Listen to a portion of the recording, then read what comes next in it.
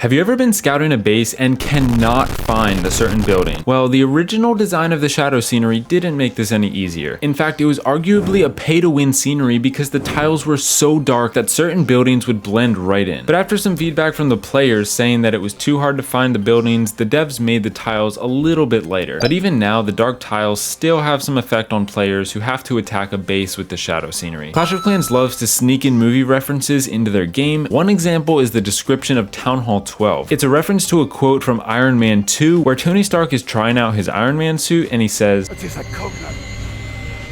Metal." There are few things more annoying than those zappies that spawn from the Otto's outpost, but there is a way to keep them from spawning. If, by some stroke of luck, you happen to leave Otto's outpost until the very last building of an attack, the zappies won't appear when you destroy it. When the Grand Builder built the Super Dragon Barracks, he made the mistake of using wood for fire-breathing dragons. But we know that he learned his lesson because the description of the Inferno Dragon Barracks say that he used the most fireproof material he could find. For the two people watching that want to know the exact version of Clash of Clans, you can find the version number of the game at the very end of the very long list of credits. But wait, did you even know that Clash of Clans had credits? You can find them by going to settings and clicking the center button at the bottom. Clash of Clans did a legendary April Fool's joke in 2021 on their Twitter account. They tricked the entire community by pretending that they were posting an April Fool's joke of hero pets that were coming in Clash of Clans. But what we thought was a joke was actually a teaser for the release of hero pets in the Town Hall 14 update. I've always thought that there was only one way that you could check how much stuff was in your treasury, but did you know that in a single click you can check your gold elixir or dark elixir separately by clicking on the loot bars in the top right? You can find some really weird stuff by switching your language within Clash of Clans. If you change your language to Chinese or Korean and then go to the shop, there's a link below any shop offers to the Supercell terms of service. And if you change your language to Spanish, the P.E.K.K.A. and Lassie get an extra period at the end of their names, just like the proper acronym should have. And also in Spanish, the mighty yak has lost its might and now it's just a plain old yak. Cannons actually have some intelligence. Have you ever noticed that they will never point towards the inside of your base? Or more specifically, they will always point away from the general direction of your town hall. Try it for yourself. If you move the town hall or the cannons, they'll instantly orient themselves to point away from the town hall's new relative location. This might seem obvious, but lightning spells, freeze spells, and earthquakes do not affect hidden Teslas while they're underground. So don't be surprised when a Tesla pops up with full health after you've tried nuking it with lightning spells. The rate at which Infernos consume their ammo is constant, which basically just means that it doesn't run out of ammo faster by blasting troops in single target mode or hitting multiple targets in multi-mode. And another fun fact about the Inferno is that it's the only defense that can run out of ammunition in a single battle if it's fully loaded at the beginning. The time it takes for all the defenses to run out of ammo is 2 minutes and 8 seconds for the Inferno, 3 minutes and 12 seconds for the Expo, the Scattershot takes 4 minutes and 33 seconds, and the Eagle Artillery takes 5 minutes flat. Speaking of the Eagle Artillery, it's the only defense in the home village which uses damage per hit instead of damage per second. Don't ask me why, it's no different from something like a mortar, right? According to the Clash On update video, the battle drill was originally going to be called Driller. Clash of Clans loves to introduce limited changes to the builders or builder huts for special events. For the 2019 Lunar New Year season, the builder huts were temporarily changed to have red roofs. They also had red banners on each side of the doorway. And in August 2017, a really special event happened that started when the builder left the village. While he was gone, the troops took over his duties. The builder huts went through 4 different versions. First, the barbarian did the building, and with him came the battle ram troop. Next was the giant, and this would surprise attackers when they destroyed your builder huts. Third was the witch, and she came with a defensive shrink spell. Finally, the wizard acted as builder along with a limited time birthday boom spell, and the builder finally returned. The spring trap technically doesn't do any damage to troops, therefore launched troops won't leave any tombstones behind, and also because of this non-damaging property, troops protected by the Grand Warden's ability can still be launched by spring traps. This is kind of a useless fact, but the way you can tell the difference between skeletons spawned from traps and the witch's skeletons in the clan castle is by their health bar. Skeletons from traps have a skull, and the skeleton summoned by the witch which have a clan banner. Have you ever wanted to check how much gold is in your collector, but for some reason didn't want to collect the gold to find out? Well, there is a way to do it. First, move any other building to an invalid spot on your map, like somewhere off the edge, and then you can release it and click on your gold mine, and then just click the info button and you'll see how much gold you have. This also, of course, works for any collector in the home village or builder base. By the way, the word elixir apparently comes from the word elixir, which is the Arabic word for miracle substances. You know those facts that blow your mind but you never think about again? Well, this is one of those. When a troop finishes training and they come out of the barracks, smoke will come off the army camp that the troop is gonna go to. There's another movie reference in the description of the battle copter. "Get to the copter" is a reference to the iconic line from Predator, "Get to the chopper." It seems like there's always another movie reference in Clash that I haven't found yet. The Seeking Air Mine also references a movie. Is it a bird? Is it a plane? Is a reference to Superman. Maxed out players can suffer from success. One of the things they'll never see is the visual effect for the Chess Queen skin, which only appears while she's being upgraded. The animation is the same as her resting, but she has a special little pawn effect for when she's being upgraded. Maxed out players can see this next fact though, but you won't see it if you have automatic abilities turned on in your settings. When the Painter Champion gets knocked out after using her ability, her animation is pretty boring. But if she doesn't use her ability and holds onto her bucket, it ends up on her head when she gets knocked out. If you upgrade to Town Hall 7, 9, 11, or 13 and you don't place your new hero, Clash of Clans only offers you skins that you can buy for money, like legendary and standard skins. But for some reason, you can't buy any gold pass skins until you actually unlock the hero. One of the practice levels is called Balloon Parade, and this is actually a reference to a Clash of Clans commercial where a hog rider is captivated by the balloon parade, which is about to obliterate his village. If you've ever thought about abandoning Clash of Clans and maybe coming back in a couple years, or just forget about your mini account, think again, because in Supercell's terms of service, they say if you don't log on for 180 days, your account is at risk of being deactivated. Yeah.